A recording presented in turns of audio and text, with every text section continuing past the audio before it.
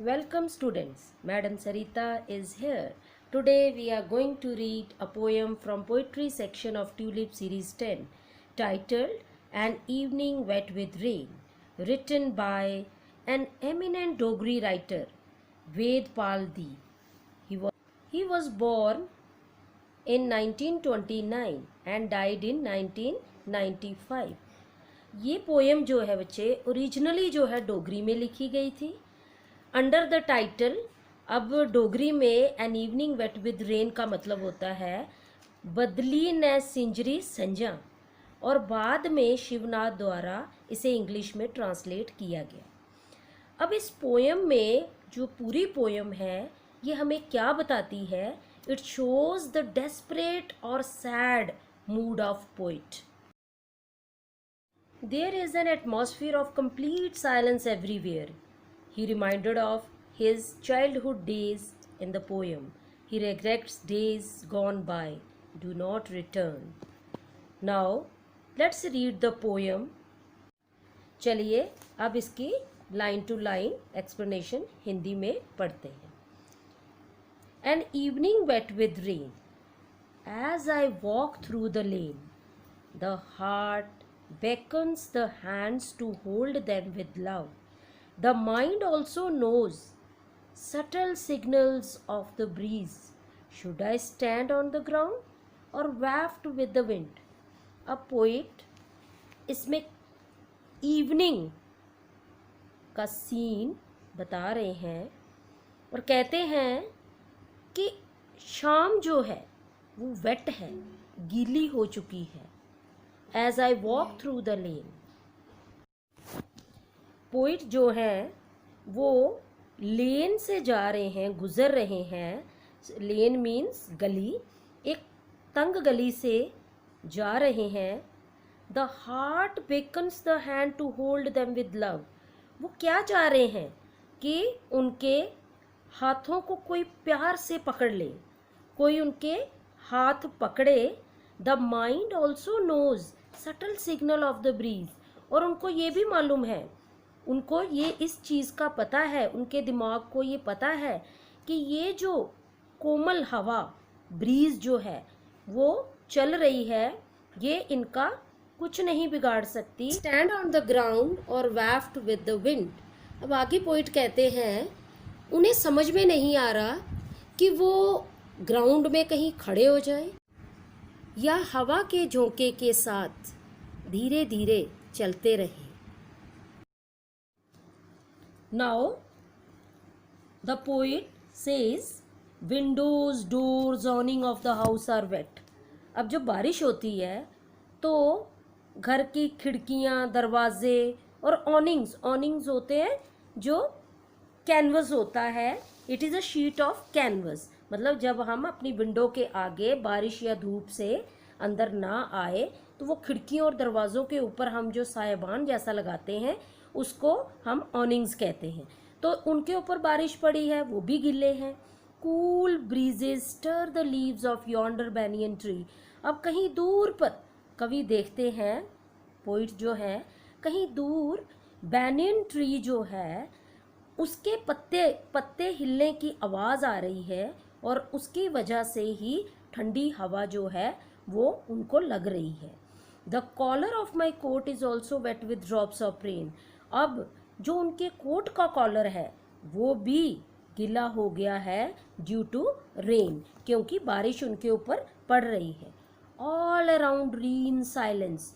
और हर तरफ जहाँ पर भी उनकी नज़र जा रही है साइलेंस ही साइलेंस है।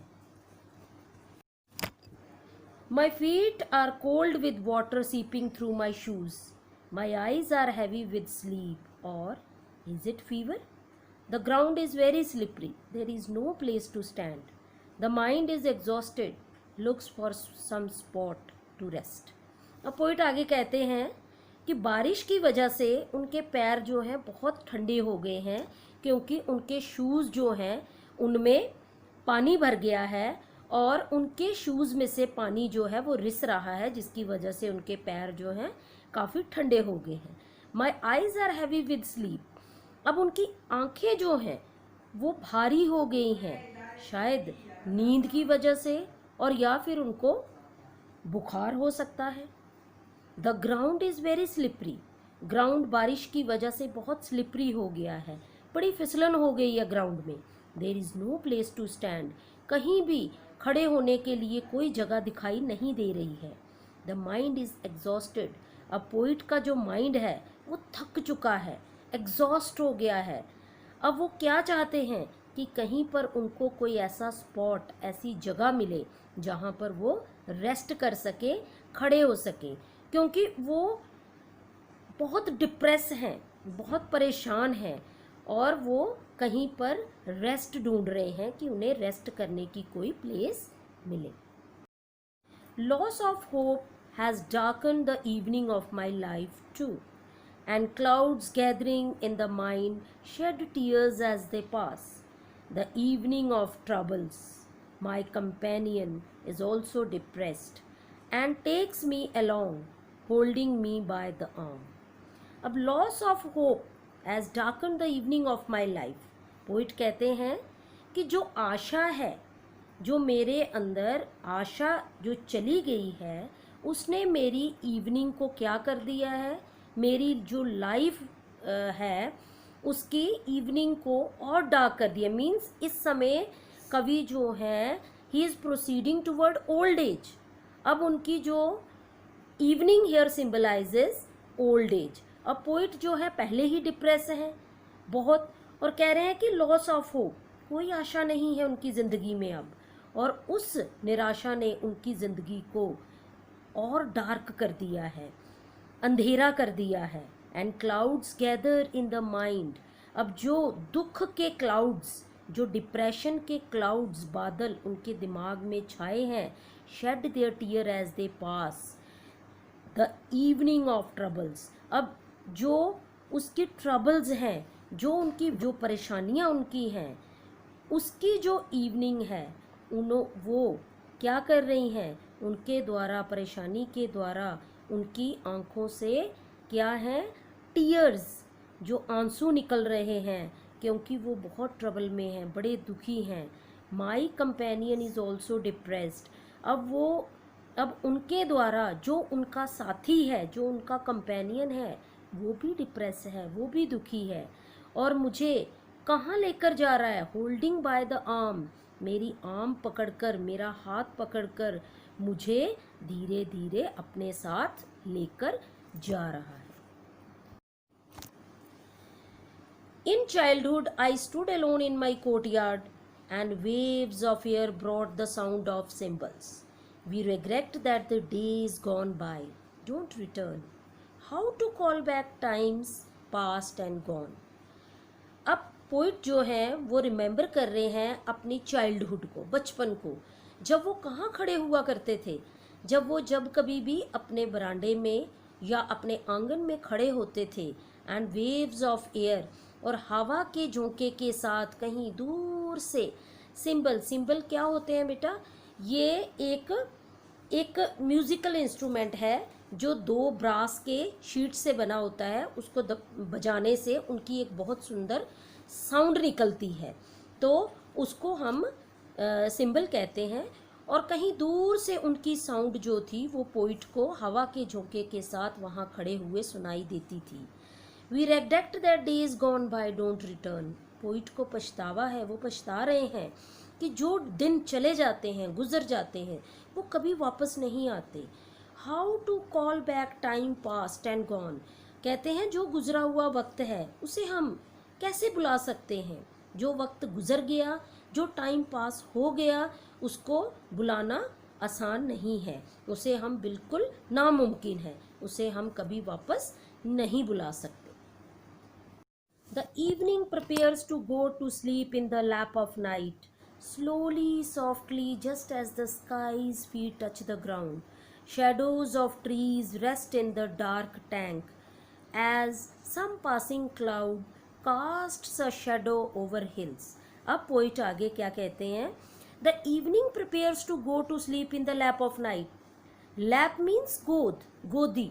अब जो इवनिंग है, शाम जो है, वो तैयारी कर रही है टू गो, कहाँ जाने की, टू स्लीप, सोने के लिए जा रही है, इन the lap of night, night की गोद में, मीन्स शाम जो है वो नाइट में कन्वर्ट होने जा रही है। Slowly softly just as the skies feet touch, और आहिस्ता आहिस्ता बड़े ही सॉफ्टली जो आसमान है ऐसे प्रतीत हो रहा है, ऐसे लग रहा है मानो उसके फीट जो है ग्राउंड के साथ टच हो रहे हैं। क्यों, जब अंधेरा होता है तो आसमान और ग्राउंड जो है, स्काई और ग्राउंड, उसमें कोई फर्क नज़र नहीं आता। तो ऐसे ही पोइट कह रहे हैं कि स्लोली एंड स्लोली, क्योंकि उनकी लाइफ का जो टाइम है वो भी आहिस्ता आहिस्ता जो है वो अंधेरे की तरफ मूव कर रहा है, उनकी ज़िंदगी का समय जो है वो ख़त्म हो रहा है। He is proceeding towards old age. And तभी पोइट कहते हैं कि स्काईज जो है वो भी ऐसे प्रतीत हो रहा है मानो ग्राउंड को टच कर रहा है। Shadows of trees rest in the dark tank.